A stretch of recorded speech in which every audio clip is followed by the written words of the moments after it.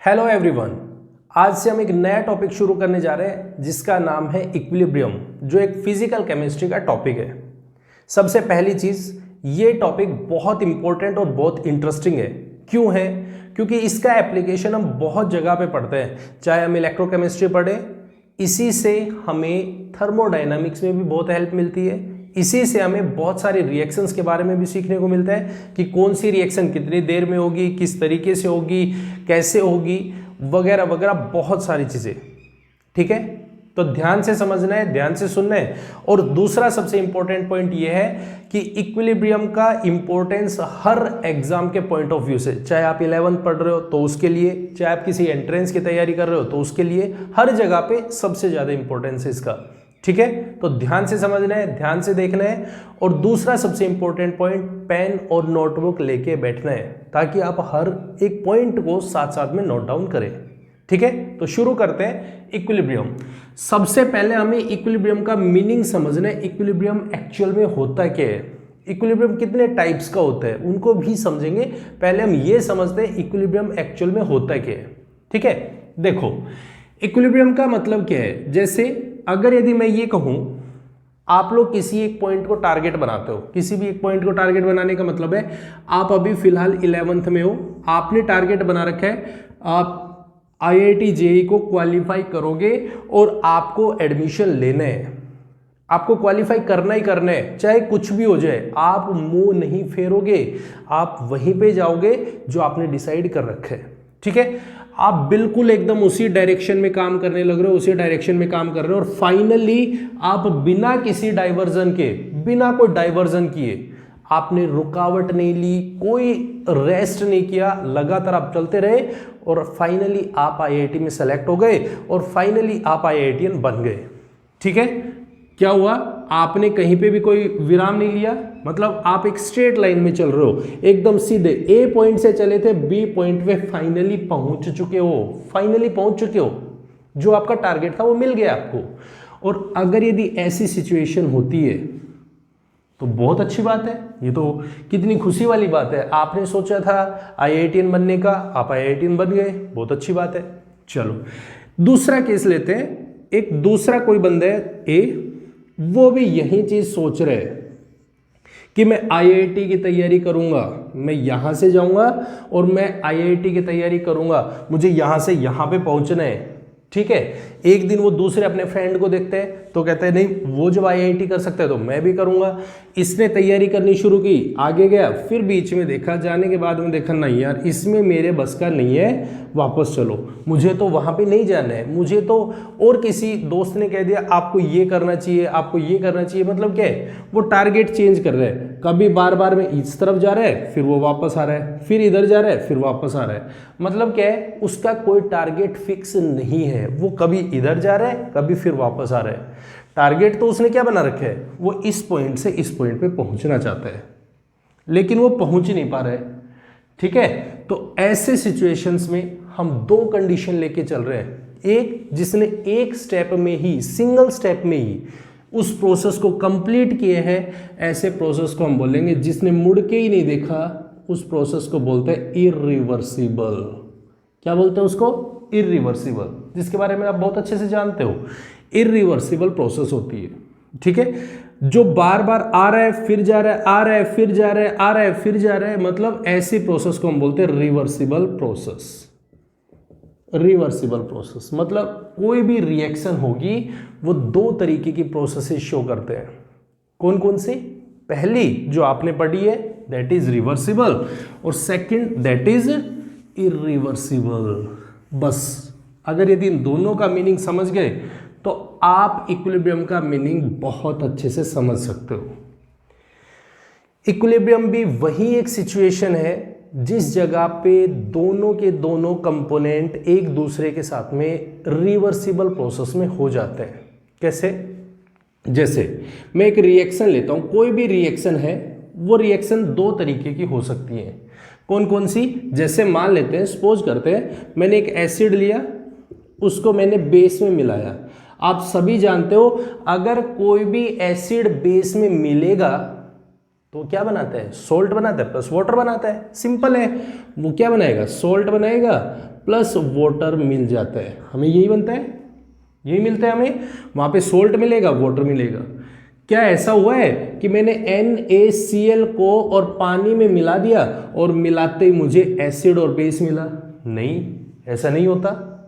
क्या एसिड को बेस में मिला है तो पानी मिला और NaCl मिला? बात क्लियर है? तो ऐसी रिएक्शन जो केवल एक ही स्टेप में हो रही है, सीधी बिना किसी डाइवर्जन के, एसिड बेस में मिलते ही सोल्ट मिलेगा ही मिलेगा, तो ऐसी रिएक्शंस को तो हम बोलते हैं irreversible reaction. Irreversible reactions. Clear है? बात क्लियर है एकदम? चलो जैसे और एग्जांपल लेते हैं। आपको भी पता है जैसे जितने भी हाइड्रोकार्बन्स है, जितने भी हाइड्रोकार्बन्स, अगर आप उसको ऑक्सीजन की प्रेजेंस में आप कंबशन करोगे, मतलब उसको हीट करोगे, तो हमेशा क्या देता है वो? CO2 देता है प्लस H2O देता है। लेकिन क्या आप CO2 को और H2O को दोनों को हीट करो तो क्या हमें CH4 और O2 मिलेगा? कतई नहीं मिलेगा, कभी नहीं मिलेगा। मतलब क्या है? ऐसी कोई भी रिएक्शन जो एक बार चलने के बाद फाइनल जो प्रोडक्ट दे दे लेकिन वो वापस पलट के नहीं आ सके, ऐसी रिएक्शंस को हम बोलते हैं इरिवर्सिबल रिएक्शंस। कैसी रिएक्शंस बोलते हैं? इरिवर्सिबल रिएक्शंस बोलते हैं। बात क्लियर हो गई? पहला पॉइंट क्लियर हो गया। तो पहली टाइप की रिएक्शन जो हमने पढ़ी है that is irreversible reactions. Clear? दूसरा टाइप रिएक्शन दूसरे टाइप की भी हो सकती है। कैसे? अभी समझते हैं। आपने बहुत बारी सुना होगा अमोनिया की फॉर्मेशन होती है। अमोनिया की फॉर्मेशन होती है, N2 plus H2 gives ammonia. Ammonia देता है, अमोनिया वापस मिलता है। लेकिन आपने बहुत बारी ऐसा भी सुना है कि अमोनिया है वो डिसोसिएट होता है और वो नाइट्रोजन प्लस हाइड्रोजन देता है। ये कौन सी बात हुई भाई? अगर यदि अमोनिया बना है तो फिर वो वापस हाइड्रोजन और नाइट्रोजन दे भी रहे। आप इसको चेंज करके भी लिख रहे हो। आपने दोनों काम किए। आपने क्या लिखा? नाइट्रोजन प्लस हाइड्रोजन दोनों कंबाइन हुए तो 2 मोल्स ऑफ अमोनिया दे रहे हैं। लेकिन आपने वापस यही लिख दिया 2 moles of ammonia, 1 mole nitrogen, 3 mole hydrogen दे रहे हैं। देखो, अगर पहले ये अमोनिया बना रहे हैं तो अब अमोनिया डिसोसिएट भी हो रहा है। तो जिस कंडीशन पे रिएक्शन में प्रोडक्ट की साइड से भी लिखा जा सकता है और रिएक्टेंट की साइड से भी लिखा जा सकता है। जैसे मैं इसी रिएक्शन के अलावा और बात करूं, H2 plus I2 gives HI। बहुत अच्छे से आपने पढ़ा है, बहुत अच्छे से देखा है। लेकिन इसी रिएक्शंस को हम रिवर करके भी लिख सकते हैं। रिवर्स करके लिखें तो H2 प्लस I2 की टर्म में भी लिख सकते हैं इसको। हम इसको ऐसे भी लिख सकते हैं। जो मैंने रिएक्टेंट लिया, रिएक्टेंट से मैंने प्रोडक्ट बना दिया, लेकिन अब मैंने उल्टा लिखा है, प्रोडक्ट से मैं रिएक्टेंट लिख रहा हूं। ये क्या बात हुई? हम रिएक्शंस को तो चेंज भी कर चुके हैं। जो प्रोडक्ट बना था उससे रिएक्टेंट बन गया और जो रिएक्टेंट था उससे तो प्रोडक्ट बनना ही है। तो दैट मीन्स ऐसी रिएक्शंस जो चेंज हो सके, जो रिएक्टेंट से प्रोडक्ट, प्रोडक्ट से रिएक्टेंट दे सके, ऐसी रिएक्शंस को हम बोलते हैं रिवर्सिबल रिएक्शंस। क्या बोलते हैं? Reversible reactions. तो इसका मतलब ये डेफिनेट हो गया कि हमारे पास 2 तरीके की रिएक्शंस होती है, that is first reversible and that is second irreversible reactions. ठीक है? तो जितना भी हमें पढ़ना है इक्विलिब्रियम में, that is reversible reactions. Reversible reactions के बारे में डिस्कस करेंगे कि रिवर्सिबल रिएक्शंस होती हैं तो उनमें किस तरीके का चेंजमेंट होता है, क्या क्या चेंजमेंट होता है, उन सभी के बारे में पहला पॉइंट। ठीक है? चलो दूसरा पॉइंट अब डिस्कस करते हैं। इक्विलिब्रियम कितने टाइप्स का हो सकता है? भाई इक्विलिब्रियम किसी भी टाइप का हो सकता है, कितने भी टाइप का हो सकता है। मेजरली हम 3 टाइप्स का इसमें इक्विलिब्रियम लेके चलते हैं। 3 टाइप्स कौन कौन से? पहला जिसको हम बोलते हैं केमिकली चेंज। भाई किसी भी रिएक्शन में किसी भी केमिकल के बीच में कोई भी चेंजमेंट हो रहा है, किन्हीं भी केमिकल्स के बीच में चेंजमेंट होना मतलब केमिकल इक्विलिब्रियम बोल देते हैं इसको। केमिकल इक्विलिब्रियम, केमिकल्स में चेंज हो रहा है आपस में तो उसको बोल दिया हमने केमिकल इक्विलिब्रियम। ठीक है? अगर किसी भी आयंस के बीच में आयंस के बीच में इक्विलिब्रियम है। आप इसको एक छोटा सा एग्जांपल से और भी समझ सकते हो। रिवर्सिबल रिएक्शन, बैलेंसिंग होना, बैलेंस होना, जिस डायरेक्शन में बराबर हो जाए पॉइंट, उसके बारे में भी हम डिस्कस करेंगे। आयंस के अंदर अगर यदि बैलेंसिंग होगी, रिवर्सिबल प्रोसेस हो रही है, that means ionic equilibrium, ionic equilibrium. और तीसरा एक और टाइप भी हो सकता है जिसको आप बहुत अच्छे से पढ़ते हो कि भाई हमारे फेज हैं। फेज का मतलब क्या है, हमारे पास 3 फेजेस होते हैं, सॉलिड, लिक्विड और गैस। आपने ये भी पढ़ा है, आपने देखा है H2O सॉलिड की फॉर्म में और H2O लिक्विड की फॉर्म में बहुत बारी इक्विलिब्रियम में एग्जिस्ट करते हैं, गैस की फॉर्म में भी एग्जिस्ट करते हैं। मतलब फेजेस के भी पॉइंट में भी इनके अंदर इक्विलिब्रियम आ सकता है। दैट मीन्स इक्विलिब्रियम हमारा 3 टाइप्स का हो सकता है, या तो chemical equilibrium, ionic equilibrium and then phase equilibrium. हमें यहाँ पे इन दोनों के बारे में डिस्कस करना है कि केमिकल इक्विलिब्रियम क्या होता है एंड आयनिक इक्विलिब्रियम क्या होता है। उसके बारे में हम पूरी तरीके से डिटेल में डिस्कस करेंगे और डिटेल में पढ़ेंगे। पॉइंट क्लियर है? सबसे पहले इसका मीनिंग समझिए, इक्विलिब्रियम क्या होता है, किस तरीके से होता है। क्लियर है? पहला पॉइंट क्लियर है? चलो शुरू करते हैं। हमारा पहला पॉइंट जिसके बारे में हम शुरू करने चले थे, दैट इज केमिकल इक्विलिब्रियम। क्या है केमिकल इक्विलिब्रियम, समझते हैं इसको। केमिकल इक्विलिब्रियम, ठीक है, आई होप आपको समझ आ रहा होगा। अगर समझ आ रहा है तो कमेंट बॉक्स में जरूर मेंशन करें कि समझ आ रहा है, और इसी तरीके से अपने एफर्ट्स लगाने हैं। ठीक है, ध्यान से सीखना है, ध्यान से समझना है, कोई भी डाउट बचना नहीं चाहिए पीछे। अगर कोई भी डाउट होता है तो उसे कमेंट बॉक्स में जरूर जरूर मेंशन करना है। ठीक है, चलो केमिकल इक्विलिब्रियम क्या है, किस तरीके से है, कैसे होता है, उसको समझते हैं। हमने सबसे पहला पॉइंट तो ये सीखा कि कोई भी एक रिएक्शन होगी, रिएक्शन होगी, ये वर्ड सबसे पहली बात है।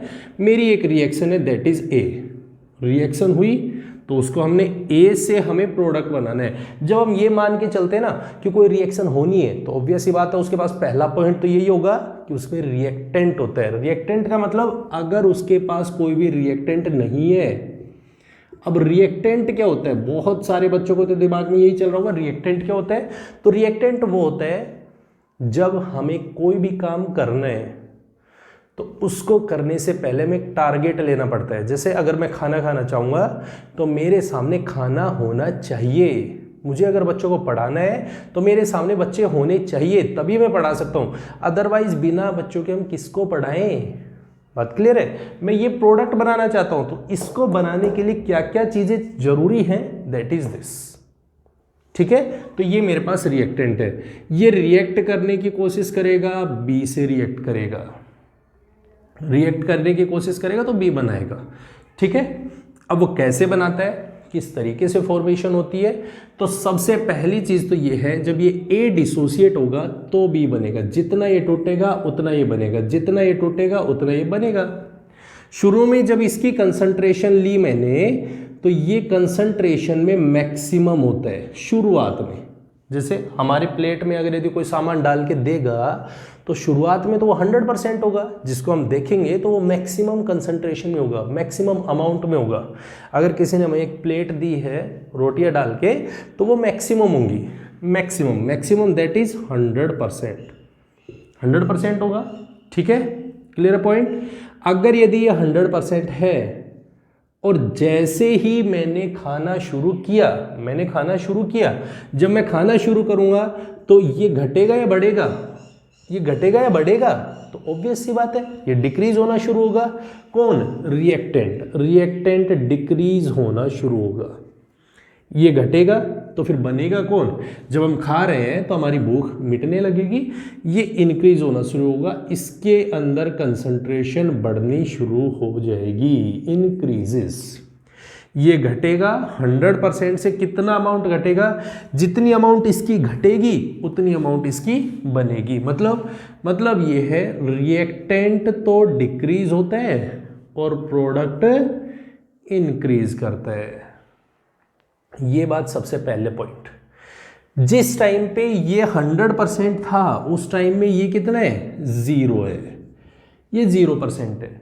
जिस टाइम में ये 100% था उस टाइम में 0% है, और जिस टाइम पे ये डिक्रीज हुआ तो ये इंक्रीज होगा। अगर यदि ये 10% टूटा तो हम कहेंगे 90% बचा, तो ये कितना बना, दैट इज 10%।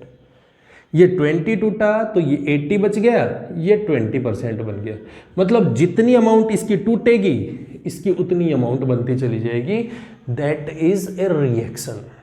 अभी फिलहाल ये रिएक्शन है, ठीक है।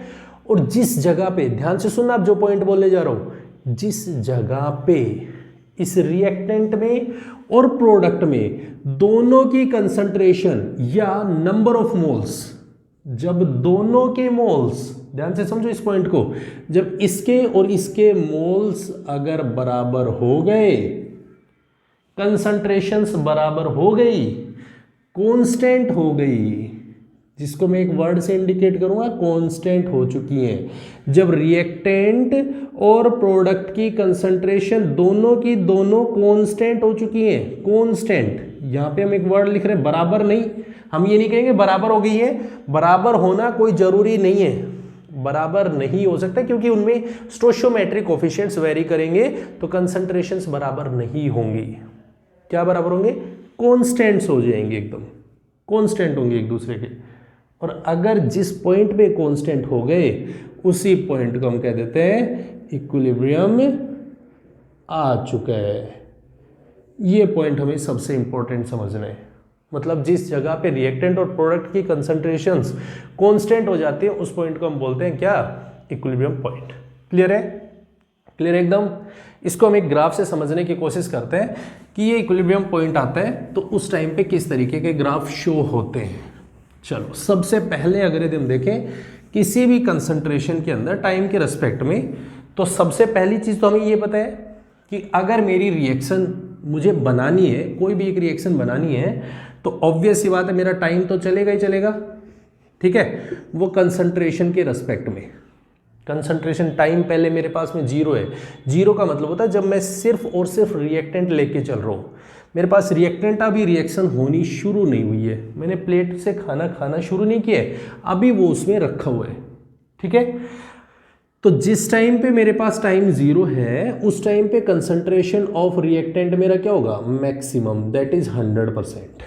मैंने यहाँ पे कोई भी मान लिया मेरा रिएक्टेंट दैट इज R है और वो मैक्सिमम है, ठीक है। अब धीरे धीरे धीरे धीरे टाइम बढ़ने लगा, टाइम बढ़ने लगा मतलब जिस टाइम पे मैंने खाना खाना शुरू किया, जब मैं खाना खाना शुरू करूंगा तो ऑब्वियस सी बात है प्लेट में खाना कम होना शुरू होगा, मतलब डिक्रीज होगा, तो ये डिक्रीज होके आएगा, डिक्रीज होके आएगा, डिक्रीज होके आएगा, डिक्रीज होके आएगा। मान लो यहाँ तक डिक्रीज होके आ गया। अगर यदि ये डिक्रीज हो रहा है, प्लेट से खाना कम हो रहा है, प्लेट से खाना कम हो रहा है, तो दैट मीन्स ऑब्वियस सी बात है ये डिक्रीज हुआ। और अगर यदि ये डिक्रीज हो रहा है तो प्रोडक्ट बढ़ना शुरू होगा, भूख खत्म होनी शुरू होगी। भूख खत्म होगी तो क्या होगा, प्रोडक्ट पहले क्या था, 0 था, क्योंकि प्रोडक्ट की क्वांटिटी थोड़ी थी, वो तो 0% था, तो ये इंक्रीज होना शुरू होगा, इंक्रीज होना शुरू होगा। एक पॉइंट आएगा जब ये दोनों के दोनों क्या हो जाएंगे, कांस्टेंट, बराबर हो जाएंगे। हम ये मान के चल रहे हैं कि दोनों के मोल्स बराबर है, दोनों तरफ मोल्स बराबर है, बराबर है तो दैट मीन्स कांस्टेंट। अब इसके बाद इसमें जब ये कांस्टेंट हो गया तो अब ये दोनों कांस्टेंट चलने लग गए, दोनों ने ऐसे चलना शुरू कर दिया। दैट पॉइंट जहां पर दोनों की कंसंट्रेशंस कांस्टेंट हो जाएंगी उस पॉइंट को क्या बोलेंगे, इक्विलिब्रियम, कि भाई इन्होंने इक्विलिब्रियम को अचीव कर लिया है। क्लियर हो गया पॉइंट, ध्यान से समझना है। कंसंट्रेशन ने जहां पे इक्विलिब्रियम लिया, इक्विलिब्रियम लेने का मतलब क्या है, कंसंट्रेशंस जहां पे रिएक्टेंट की, ये मेरा रिएक्टेंट का कर्व था, ये मेरा प्रोडक्ट का कर्व है, अगर दोनों के दोनों बराबर हो गए, कांस्टेंट हो गए, कांस्टेंट होते ही हम कह देंगे उस पॉइंट को इक्विलिब्रियम आ चुका है, दैट इज इक्विलिब्रियम। अब ये कोई जरूरी नहीं है, मैंने बोला है कोई जरूरी नहीं है कि उन दोनों की कंसंट्रेशंस बराबर हो। जैसे अगर यदि हम दूसरा एक और ग्राफ लेते हैं जिसमें हम ये मेंशन करते हैं कि कंसंट्रेशन है विद रिस्पेक्ट टू टाइम, ठीक है, कंसंट्रेशन है विद रिस्पेक्ट टू टाइम। अगर यदि हम इसका ग्राफ ड्रॉ करते हैं तो मैंने कहा इसके अंदर ये कोई भी रिएक्टेंट है जिसकी कंसंट्रेशन मैक्सिमम है, 100% है, ये डिक्रीज होकर चलना शुरू होगा, वो मान लो यहाँ से कांस्टेंट हो गया। उसकी कंसंट्रेशन यहाँ तक आई, कांस्टेंट हो गई। प्रोडक्ट है, उसकी कंसंट्रेशन यहाँ पे आई और फिर कांस्टेंट हो गई। हमने बोला जिस जगह पे रिएक्टेंट और प्रोडक्ट की कंसंट्रेशंस कांस्टेंट हो जाए उस पॉइंट को हम क्या बोलते हैं, इक्विलिब्रियम आ चुका है। और दैट इज द पॉइंट जहां पे ये दोनों कंसंट्रेशंस कांस्टेंट हो चुकी हैं, तो ये मेरा इक्विलिब्रियम पॉइंट होगा। जैसे एक और एग्जांपल लेते हैं, अगर यदि हमने कहा कि इक्विलिब्रियम आएगा तो कंसंट्रेशंस कांस्टेंट होनी चाहिए, जैसे हमने यहाँ से एक ग्राफ बना दिया, हमने यहाँ से एक ग्राफ बना दिया, तो अब देखते हैं कहाँ पे कंसंट्रेशंस कांस्टेंट है। क्या यहाँ से यहाँ पे गए तो कांस्टेंट है? नहीं, यहाँ पे आके कांस्टेंट हुई है, यहाँ पे आके कांस्टेंट हुई है। दैट मीन्स ये वाला जो पॉइंट होगा that is the equilibrium point. पहला पॉइंट क्लियर और नॉट? फर्स्ट थिंग, क्या पहला पॉइंट एकदम क्लियर हो गया? फर्स्ट पॉइंट एकदम क्लियर है कि कैसे हमारी कर्व्स वेरी करती हैं कंसंट्रेशंस कांस्टेंट पे। फर्स्ट कैरेक्टरिस्टिक इक्विलिब्रियम का क्लियर है पॉइंट। चलो अगर यदि हम दूसरे पॉइंट पे डिस्कस करें, तो अब एक चीज मैं आपसे अगर पूछूं, इसके कुछ कैरेक्टरिस्टिक्स अगर हम डिफाइन करें कि इक्विलिब्रियम के कौन कौन से कैरेक्टरिस्टिक्स हैं या होते हैं, तो देखो दूसरा पॉइंट ये। अब मुझे एक बात बताओ, ए पॉइंट और बी पॉइंट, ठीक है, आप किसी भी एक पॉइंट पे जाना चाहते हो तो आप हमेशा के लिए अगर यदि इस पॉइंट पे जाना चाहते हो, मान लेते हैं स्कूल में जा रहे हो आप, ठीक है, हमने क्या बोला, अगर यदि आप बिना किसी डाइवर्जन के इस स्कूल पे पहुंच जाते हो, बिना किसी डाइवर्जन के यहाँ से यहाँ पे गए, आप बिल्कुल एकदम स्ट्रेट जा रहे हो, कोई रुकावट नहीं है, तो इसका मतलब क्या है, दैट इज रिवर्सिबल प्रोसेस या इरिवर्सिबल? ये इरिवर्सिबल है। अगर यदि आप बिना डाइवर्जन के एकदम स्ट्रेट जा रहे हो दैट इज इरिवर्सिबल, ठीक है। लेकिन अगर यदि आप यहां से चले, यहां पे गए, फिर वापस आ गए, फिर ऐसे गए, फिर वापस आ गए, मतलब क्या है, जिस जगह पे कंसंट्रेशंस कांस्टेंट हुई फिर वापस घूम लिए, फिर वापस घूम लिए, फिर वापस घूम लिए, मतलब इस तरीके से आप कभी रुक नहीं रहे हो, आप लगातार चल रहे हो, आप लगातार चल रहे हो। दैट मीन्स क्या, मैं आपसे एक टर्म डिफाइन करवाऊं कि इरिवर्सिबल रिएक्शंस जो होती हैं, इरिवर्सिबल, वो कैसी होती हैं, स्टैटिक और डायनामिक। इरिवर्सिबल कैसी होती है, स्टैटिक होगी या फिर डायनामिक? तो हम बोलेंगे स्टैटिक। स्टैटिक का मतलब क्या होता है, एक जगह जाके रुक जाना, बन गया, बनने के बाद में खत्म, रुक गए, स्कूल में पहुंच गए मतलब रुक चुके हो, स्टैटिक हो गए। लेकिन क्या ये बच्चा रुके? नहीं, ये चलने लग रहा है। मतलब रिवर्सिबल जो भी प्रोसेस होती हैं वो कभी भी नहीं रुकती, कभी नहीं रुकती, वो चलती रहती हैं। क्यों? क्योंकि कभी उनको प्रोडक्ट पे पहुंचना ही नहीं होता, कभी भी प्रोडक्ट नहीं बनेगा, 100% कभी नहीं फॉर्मेशन होगी। तो रिवर्सिबल रिएक्शंस डायनामिक रिएक्शंस होती हैं, और डायनामिक रिएक्शंस होने की वजह से ही इनको हम रिवर्सिबल प्रोसेस बोलते हैं। बात क्लियर हो गई? बात क्लियर हो गई एकदम? चलो तीसरा पॉइंट समझना है, अगर यदि ये डायनामिक है, अगर यदि ये प्रोसेस डायनामिक है तो कब वैलिड होगा? मेरे पास देखो, जैसे अगर यदि मेरे पास कोई भी एक कंटेनर है, मेरे पास एक कंटेनर है, इस कंटेनर को मैं दो तरीके से रख सकता हूं, या तो मैं इसको ओपन कर दूं या मैं इसको क्लोज कर देता हूं। एक मैंने क्लोज कंटेनर लिया, दूसरा मैंने इसको ओपन कंटेनर के टर्म में लिया, ठीक है। अब अगर ओपन कंटेनर है, मैं इसके अंदर रिएक्शन करवा रहा हूं, तो अगर मान लो जैसे मैंने यहां पे लिखा N2+3H2 गिव्स अमोनिया, बिल्कुल सही। अब ये तो सारे गैसेज हैं, और आपको एक बात पता है कि गैस को कभी भी आप स्टोर नहीं कर सकते इतनी जल्दी। अगर आपने ओपन कर दिया तो गैस तो बाहर निकल जाएगी, यहां से गैस ही बाहर निकल गई, तो क्या आप इसको कभी कर सकते हो? नहीं, कभी नहीं कर सकते। दैट मीन्स इक्विलिब्रियम प्रोसेस तभी वैलिड है जब ये हमेशा क्लोज्ड कंटेनर में हो। ये बात सबसे इंपॉर्टेंटली नोट कर लेना। ये तभी वैलिड है, उसी केस में वैलिड है जिस जगह पे आपका कंटेनर क्लोज होगा।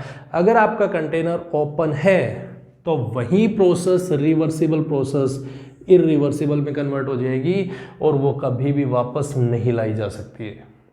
बात समझ में आ गई? एकदम क्लियर हो गया। तो प्रोसेस कभी भी ओपन कंटेनर में नहीं करनी है, आपको क्वेश्चन ध्यान से पढ़ना है और उसके लिए ये समझना है कि क्लोज्ड कंटेनर में है या ओपन कंटेनर में, क्योंकि दोनों के केसेस में अलग अलग बातें होती है। ओपन कंटेनर का भी हम डिस्कशन करेंगे, लेकिन पहले हमें ये समझना है कि कंटेनर कौन सा होना चाहिए। क्लियर है एकदम पक्का। तो हमारे पास ये थी इसकी कुछ कैरेक्टरिस्टिक्स। जैसे अब जो कैरेक्टरिस्टिक है वो सबसे ज़्यादा इम्पोर्टेंट है। सबसे ज़्यादा इम्पोर्टेंट का मतलब सबसे ज़्यादा इम्पोर्टेंट है, ध्यान से समझना क्या है। फोर्थ पॉइंट जो इक्विलिब्रियम को डिफाइन करता है, जो हमें बताता है कि इक्विलिब्रियम तभी पॉसिबल है क्योंकि हम इसमें चेंज देख रहे हैं। जैसे मैंने कहा एक रिएक्शन है ए, वो जा रही है बी में, ठीक है। इक्विलिब्रियम को हम हमेशा साइन से इंडिकेट करते हैं इस तरीके से, रिवर्सिबल, भाई इधर से इधर भी गई, इधर से इधर भी गई, ठीक है। अगर मेरे पास ये एक रिएक्टेंट है ए और बी, ए है वो रिएक्टेंट है, बी मेरा प्रोडक्ट है, ये मान लो शुरू में इसकी कंसंट्रेशन सी है, इसकी कंसंट्रेशन सी है, ठीक है, जो मैक्सिमम है, बी है वो 0 है। टाइम कितने, तो टाइम हम कहेंगे 0 है।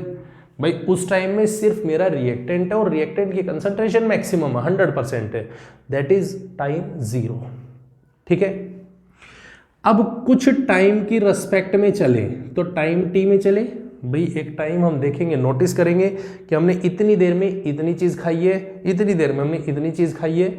और अगर यदि मैं एक टाइम देखूँ तो उसमें मैंने कहा कि भाई इसके अंदर कोई ना कोई चेंजमेंट आया तो वो एक्स अमाउंट का है, तो ये एक्स मोल टूटेगा तो ये एक्स मोल बनेगा। भाई ये अगर एक्स मोल टूटा तो एक्स मोल बना। पहले तो मैं क्या कर रहा था, सिर्फ कंसंट्रेशन को और टाइम को वेरी करवा रहा था, सिर्फ कंसंट्रेशन को, टाइम को। अब मैं क्या कर रहा हूं, अब मैं कह रहा हूं रेट लेते हैं, रेट। अब रेट का मतलब क्या हुआ, रेट का मतलब होता है चेंज इन कंसंट्रेशन, किसकी रिस्पेक्ट में, that is upon time. Rate तो यही तो होता है कि भाई कंसंट्रेशन में चेंज टाइम की रिस्पेक्ट में कितना है, कैसे है, उसी को डिफाइन करते हैं और उसी को हम बोलते हैं रेट। भाई कोई भी चेंज हो किसी भी जगह पे तो रेट लिख दिया, तो मतलब टाइम के रिस्पेक्ट में क्या चेंज हो रहा है उसी को हम रेट बोलते हैं। क्लियर है। अब देखो रिएक्टेंट अगर टूट रहा है तो ये इस डायरेक्शन में जा रहा है, किस में, फॉरवर्ड, इसको बोलते हैं हम फॉरवर्ड। अगर रिएक्टेंट से प्रोडक्ट में जाते हैं तो इसको बोलते हैं rate that is forward, R forward. ध्यान से समझना इस चीज को। अगर यदि मैं प्रोडक्ट से वापस की तरफ चलूंगा, भाई जहां पे बराबर होगा तभी तो हम वापस आएंगे ना। अगर यदि ये फॉरवर्ड में गया तो ये प्रोडक्ट से बैक भी आएगा, बैक आ रहा है, दैट मीन्स रेट बैकवर्ड। इसको हम इंडिकेट करते हैं रेट फॉरवर्ड और रेट बैकवर्ड। तो जो चौथा पॉइंट बोला गया इक्विलिब्रियम से रिलेटेड, तो वो ये बोला गया कि ध्यान से समझो, रेट ऑफ फॉरवर्ड, जो रेट ऑफ फॉरवर्ड है वो बराबर होता है रेट ऑफ बैकवर्ड। किस केस में, तो वो केस होगा अगर इक्विलिब्रियम आएगा तो उसके अंदर फॉरवर्ड और बैकवर्ड रेट दोनों बराबर होने चाहिए। ध्यान रखना मैंने यहां पे ये वर्ड यूज नहीं किया कांस्टेंट हो जाएंगे, नहीं, दोनों बराबर होंगे। जिस केस में रेट ऑफ फॉरवर्ड और रेट ऑफ बैकवर्ड दोनों बराबर होंगे तो वहां पे हम कहेंगे इक्विलिब्रियम आ चुका है। ध्यान से नोट करना इस पॉइंट को, क्या रेट ऑफ फॉरवर्ड और रेट ऑफ बैकवर्ड दोनों बराबर होने चाहिए, सेम होने चाहिए। और सेम होने का मतलब क्या है, सेम होने का मतलब ये है जिस जगह पे इन दोनों में बैलेंसिंग हो गई वहां पे हम इसको इक्विलिब्रियम बोलेंगे। कैसे, इसको हम ग्राफिकल रिप्रेजेंटेशन से देखते हैं। ध्यान से समझना इस चीज को। हमने क्या बोला कि अगर यदि कोई भी कंपोनेंट है, रिएक्टेंट होगा, ऑब्वियस सी बात है 100% होगा, मैक्सिमम उसकी कंसंट्रेशन होगी। टाइम की रिस्पेक्ट में अगर मैं रेट का ग्राफ ड्रॉ करता हूं, रेट का graph with respect to time लेते हैं, तो हम क्या बोलेंगे, भाई रेट है किसी भी रिएक्शन में तो ऑब्वियस सी बात है पहले तो 100% रिएक्टेंट होगा, और रिएक्टेंट होगा तो वो टूटेगा तो उसको क्या बोलेंगे, रेट ऑफ फॉरवर्ड रिएक्शन। और फॉरवर्ड रिएक्शन है तो वो ऑब्वियस सी बात है वो डिसोसिएट होगी और डिक्रीज होके आएगी। अगर यदि मैं बैकवर्ड की बात करता हूं, क्योंकि जब वो आगे की तरफ जाएगी तो ऑब्वियस सी बात है प्रोडक्ट टूटना शुरू होगा, प्रोडक्ट भी वापस बनेगा, और जब वो वापस बनेगा तो उसकी कंसंट्रेशन भी कुछ ऐसी आएगी, और वो दोनों के दोनों पॉइंट एक जगह आएगा जहाँ पे दोनों बराबर हो जाएंगे, और बराबर होते ही वो दोनों एक साथ चलेंगे। इस केस पे जहाँ पे रेट ऑफ फॉरवर्ड और रेट ऑफ बैकवर्ड दोनों बराबर हो चुके हैं, इसको हमने बोल दिया इक्विलिब्रियम पॉइंट आ चुके हैं। क्लियर है? एकदम क्लियर है? पक्का क्लियर है? चलो तीसरा पॉइंट ध्यान से समझना इस चीज को। अगर यदि ये पॉइंट ऐसा है तो मैं आपसे एक छोटी सी टर्म और पूछूं सिंपल सी, क्या ये इक्विलिब्रियम होगा या नहीं होगा? तो जल्दी से मुझे बताना है, मुझे कमेंट बॉक्स में मेंशन करना है कि क्या मैंने यहाँ पे ये ग्राफ लिया आरएफ के केस में, भाई फॉरवर्ड में ऐसे गए, यहाँ से कांस्टेंट हो गया, फॉरवर्ड में हम यहाँ से गए, ये चला गया, क्या यहाँ पे कोई इक्विलिब्रियम आएगा या नहीं आएगा? और अगर आएगा तो क्यों आएगा, और अगर नहीं आएगा तो क्यों नहीं आएगा? ध्यान से इसको मेंशन करना है। फिर भी पहले पोज करना है, थोड़ा सा दिमाग लगाना है, और उसके बाद इसके बारे में बताना है। देखो ना तो यहाँ पे प्रोडक्ट की देखो रेट क्या है, अभी डिफरेंट है, दोनों के डिफरेंट है। अगर डिफरेंट है तो क्या इक्विलिब्रियम आना चाहिए या नहीं आना चाहिए, इसको जरूर मेंशन करना है। ठीक है, तीसरा ग्राफ में बना देता हूं, आपको नोट करना है ध्यान से। अगर यदि ऐसा है तो क्या ये भी होगा या नहीं होगा? एक बात मैं फिर से बोल देता हूं, इसके अंदर कंफ्यूजन होगा आपको, और वो ये कि हमने यहाँ कंसंट्रेशन नहीं लिए हैं। पहले जो ग्राफ बनाए थे वो कंसंट्रेशन की टर्म में थे, और उसमें हमने बोला था जिस जगह पे कंसंट्रेशन कांस्टेंट हो जाएंगी वहां से इक्विलिब्रियम आ जाता है। और यहाँ पे क्या बोला है, जिस जगह पे रेट ऑफ फॉरवर्ड और रेट ऑफ बैकवर्ड दोनों बराबर होंगे वहां पे इक्विलिब्रियम आता है। और इसका मतलब क्या ये दोनों होंगे या नहीं होंगे, दोनों के बारे में मेंशन करना है। क्लियर हो गया पॉइंट? एकदम क्लियर हो गया? पक्का? लास्ट पॉइंट और देख लेते हैं कि इक्विलिब्रियम में चेंज हम किसी भी रेस्पेक्ट में देख सकते हैं, चाहे हम उसको कंसंट्रेशन की टर्म में, भाई अगर कंसंट्रेशन में चेंज है तो उसकी टर्म में भी हम देख सकते हैं, प्रेशर की टर्म में भी हम डिफाइन कर सकते हैं इसको, मोल्स की टर्म में भी हम डिफाइन कर सकते हैं, वगैरह वगैरह बहुत सारे। ठीक है, तो इक्विलिब्रियम पॉइंट का ये जो बेसिक इंट्रोडक्शन था जिसके बारे में हमें आगे पढ़ना है, जो कि हमें पूरे चैप्टर में डिस्कस करने हैं, ये उसका बिल्कुल बेसिक पोर्शन था और बिल्कुल ईजी लैंग्वेज में। ठीक है, कोशिश की है पूरी तरीके से आपको समझ में आए, और समझाने के लिए भी आपको समझ में आ गया होगा आई थिंक। फिर भी अगर आपका कोई डाउट है तो उसे कमेंट सेक्शन में जरूर मेंशन करें कि आपको कौन सा पॉइंट समझ में नहीं आया, कौन सा पॉइंट आपको क्लियर नहीं हुआ है।